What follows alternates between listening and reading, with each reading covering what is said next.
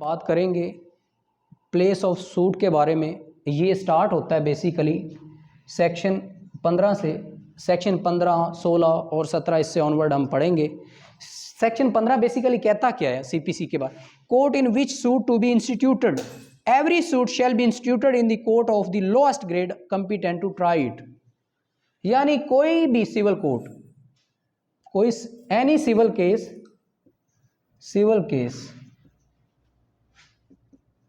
instituted in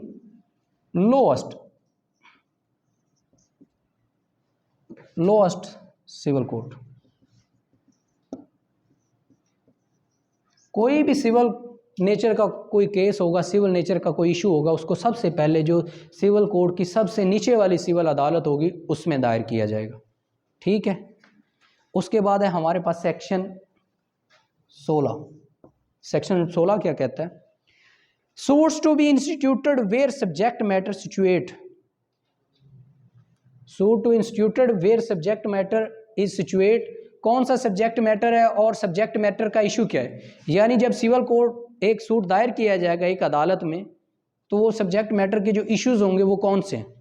first of all ये कहता है for the recovery of immovable property with और विदाउट रेंट और प्रॉफिट। पहली बात इसकी क्या है जी, वो कहता है recovery immovable property.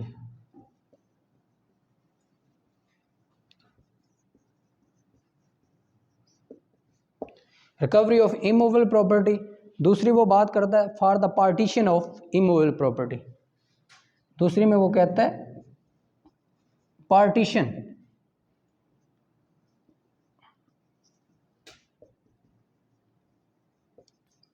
Of immovable property, यानी तकसीम जायदाद। कौन सी जायदाद, गैर मनकूला। गैर मनकूला वो होती है जो एक जगह से तब्दील ना की जा सके।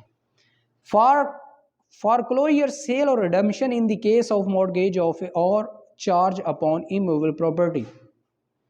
अब ये होती है वो ज़मीन तीसरे नंबर पर जो मॉर्गेज करवाई गई हो, आपने कहीं रहन रखी हो, गिरवी रखी हो, उसको वागुजार करवाने के लिए, फ्री करवाने के लिए भी आप केस दायर कर सकते हैं।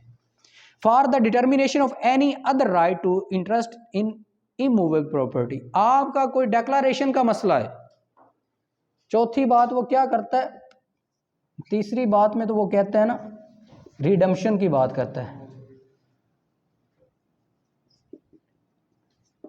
चौथी में वो कहता है जी डिक्लेरेशन की बात करता है।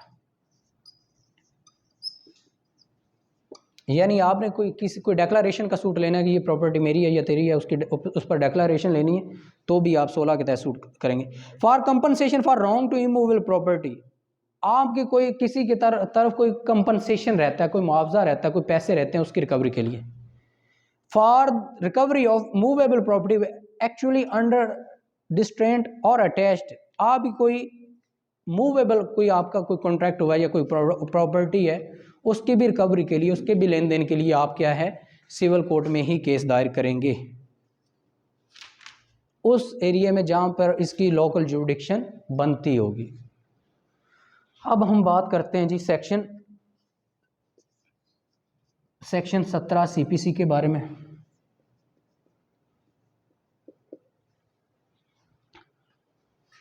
Place of institution of suit for immovable property situated within jurisdiction of different court।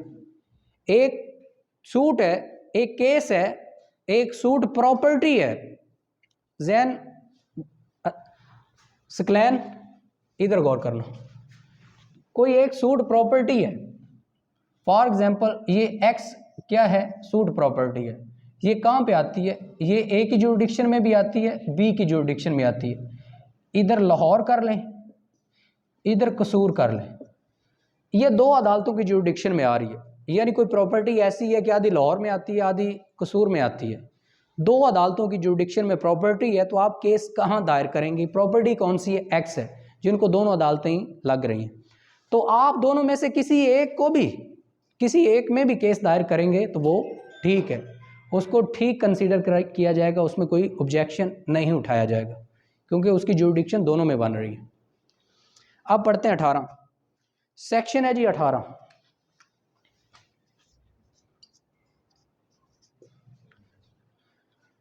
Section 18 place of institution of suit where local limits of jurisdiction of court are uncertain.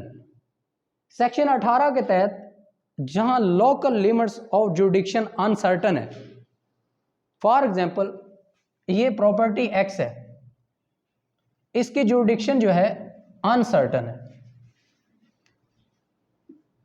ये बी हो गया, इसको सी कर लेते हैं। जुरिडिक्शन क्या है, property क्या है, एक्स है।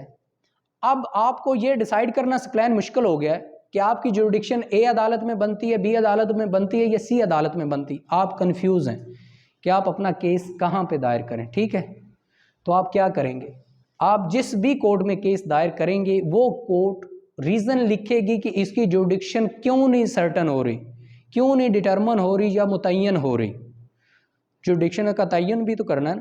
तो जिस भी आप किसी एक कोर्ट में केस दायर करेंगे वो कोर्ट, फॉर एग्जांपल जुरिडिक्शन ना ए में बन रही है ना बी में बन रही है, सी, आपको आइडिया नहीं हो रहा कि है कौन सी, आप केस दायर कर देते हैं किधर, सी कोर्ट में।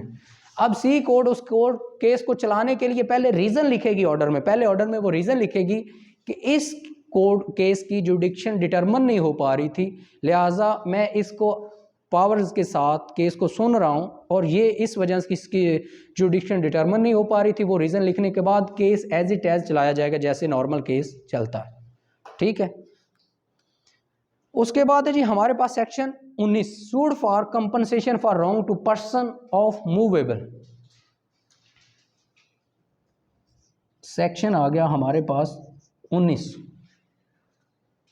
सूड फॉर कंपनसेशन।